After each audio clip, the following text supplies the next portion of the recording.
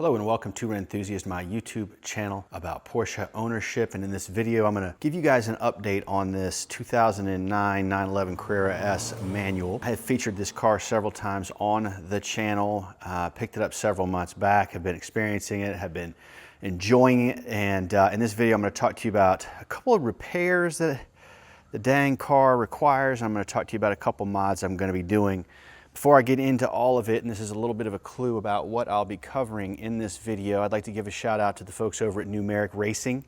I'm going to be using some of their parts on the car, and I'm going to include their contact information down below in the description. This car has 84,000 miles on it. I've probably driven it about 1,500 miles and have grown to really enjoy it. It's an interesting car, though. It's one of those where when I'm not driving it, I think about the money that I have tied up in the car. And I sometimes, when I do have money tied up in a car, I begin to contemplate selling it just to unlock that money so that I can buy the new thing. I just got back from Luftgekühlt in Durham, North Carolina. It's an air-cooled show, second to none. And when you go to shows like that, at least for me, I come back and I got what I called air-cool fever. So I went to that show, came back, thought about picking up another older air-cooled car, perhaps a G-body. For me, I don't have endless funds, and so if I'm going to buy one of those, I got to sell a car. So naturally, this car came to mind. I have several other Porsches. I'm not going to get into that right now, but this would be the natural candidate to let go of if I indeed decided to pick up another air-cooled Porsche. So I kind of started to begin thinking about that and pull the car out of the garage, and it's one of those where when it's sitting in the garage, and this is going to sound really, really weird, but if you're a Porsche collector or experiencer or obsessed fanatic, you might understand. When the car's crammed in the garage, you can't fully appreciate the lines on it. You can't fully appreciate the color and just how special it is. So as I'm thinking about selling it, I pull the car out, and I'll get into the reason why it's sitting in the driveway in a moment. But when I pull the car out, I'm like, there's no way in hell I'm going to sell this car. This 997.2 is a very special car. They're not easy to come by. Guards red is a pretty rare color on this car. I've covered all of that in previous videos about the car. If you're interested in seeing those, there's a playlist on my channel about this 09. So that brings me to the point of today's video. As I said, I put about 1,500 miles on this car, and unfortunately the clutch has begun to slip. When I bought the car, I asked the seller specifically if this was the original clutch. He said as far as he knew it was. So honestly, I sort of knew that this was going to happen. It's unfortunate that it happened so quickly, but in a way I'm sort of relieved because I want to go ahead and just get that job done. So my mechanic is going to come this evening. He's going to pick the car up. It is still mobile. When the clutch slips, it's generally under heavy load. It's generally after the car is hot. So you can drive the car without problem, I'm pretty sure, as long as you don't get on it. And so he's going to be driving it about 40 minutes to his shop. He's going to leave a I believe it's a 99996 Aero Kit car behind for me to drive, and so I may end up putting that car on the channel. Anyway, I digress. So this car will be getting a new clutch, new flywheel, and I'm also going to ask him to do new motor mounts. A viewer on the channel, or a viewer of the channel, I should say, commented that my tailpipes seem a little bit low. You know, I'm not as experienced with the platform, so I can't say whether or not that's true. But when the tailpipes are low, it often indicates that the car needs new motor mounts. So I'm going to go ahead and attack that. Now, let's get into the fun stuff. Sitting over here are several parts. I want to start over here. So again, the guys over at Numeric Racing make very cool shifter kits for the 997 platform. And I have tried the function first solid cable ends on the car. It did improve the shifting action on the 997, but it just wasn't to my satisfaction. So I reached out to the guys at Numeric. I said, hey, I'd love to try your kit, and I'll feature it on the channel. And so here we are. If you are somebody who has watched this channel for a while, then you'll know that I'm really not a mechanic. So as I sit here, I don't know a whole lot about what I'm looking at. I did want to include a heavier shift knob. I mean, big picture, the problem with the 997 here, I'm just going to set that here. The problem with the 997 is that the shifter, the manual shifter, just feels kind of plasticky and cheap. So this system here, this setup, this product should somehow alleviate that, make it feel more solid, make it feel more rifle bolt. So Along with that comes the need for a heavier shift knob. The stock shift knob feels very cheap, very plasticky. Here are presumably the new cables. This is the short shifter itself. There are some videos out there on YouTube covering the installation of this. I'm just not, again, that's not the focus of this video. What I'm gonna do is I'm gonna talk to you about what this thing feels like once it's in, and I understand it's killer. So there's that. These guys threw in some swag. Really appreciated that as well. Here's their contact information. And so that's what I'm going to be doing. That's one of the fun things I'm going to be doing to this car, is hopefully cleaning up this shifter action.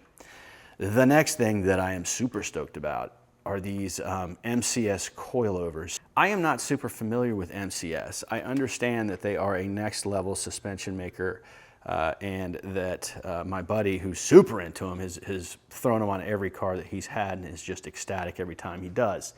I actually typically run like Bilsteins and KWs. I have the V3s on this 993 right here. Ooh, let me get that to, oops, sorry, it's washing out there. Anyway, I got KW V3s on this car. This car still needs to be dialed. By the way, I've had the car for a while now. I'm sorry that that's washing out there. I've had the car for a while now. I've put a lot of miles on the car with these coilovers on it, but it's still just not, it's not aligned correctly. I think it's too low. It's missing the MO30 sways. That will be another video for another day dealing with that. Sorry, I digress. So back over here, I'm ready to get the car dialed in from a suspension perspective. I've covered this in the review of the 997.2 here. The suspension is original. It feels tired. It's just not something that, I don't know, it's kind of an interesting conundrum, so bear with me here. When I pick up a 911, you know, the question for me is, how much do I love it? Do I want to commit to it? Or is it kind of a shorter term hold where I want to not spend a lot of money on it? And, you know, with this clutch mishap, that's really not the right word, but with the need for a new clutch, you know, I'm going to have to go deeper in the car financially, and I don't know. I think I'm just wanting to turn this into a modified Ripper, and so I have decided to, I guess I'll call it, marry the car and not just date it. And so when I say that, what I mean is, hey, I'm going to have enough money tied up in this car that I'm going to need to keep it for a while.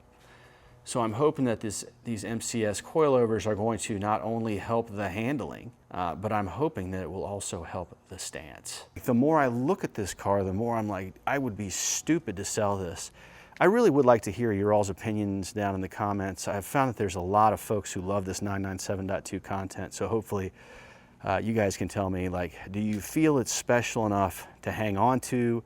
Not only because of the fact that I do think these cars are having a moment, and I think that the values are coming up, but also is it special enough to warrant that sense that if I sell this thing, I'm going to really regret it. Something else I want to touch on that I haven't really gotten into, and I'm going to do a video on this specific topic, are these Recaro Sportster CSs that I have in this car. These are by far my favorite aftermarket seats to put in a 911. I've run them in, let me see if I can get that to focus for you. I've run them in 993 before, and there's just, I don't know, they really agree with me. They're a firm seat. They have the Alcantara centers. They hold you in place very nicely. One of my favorite features too is that they have the ability to fold forward. So if you're somebody that carries bags on rallies and you like to use your car for road trips, I mean, this is nice because a lot of these aftermarket seats just don't fold, and so you're kind of stuck. I want to give a shout out, if I could, to the guys down at Zweck in Miami. They actually contributed the brackets needed to install in this 997.2. They contributed them to the channel, so I'd like to thank specifically a guy by the name of Sunil down there at Zweck. I'm going to include their contact information down below this video as well. They are the guys you need to reach out to if you're looking to put these Recaros in your, whether it's a 997 or another generation, they have what you need. So here's the deal, guys.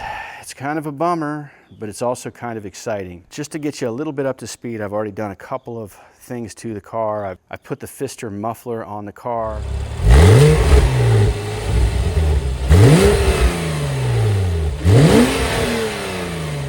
That definitely woke up the exhaust note on this thing. That's lackluster. I've touched on that in previous videos as well. So I want you to stay tuned because I'm going to review the Numeric Racing product. I'll give you guys a real deal look at whether or not I think it's worth doing.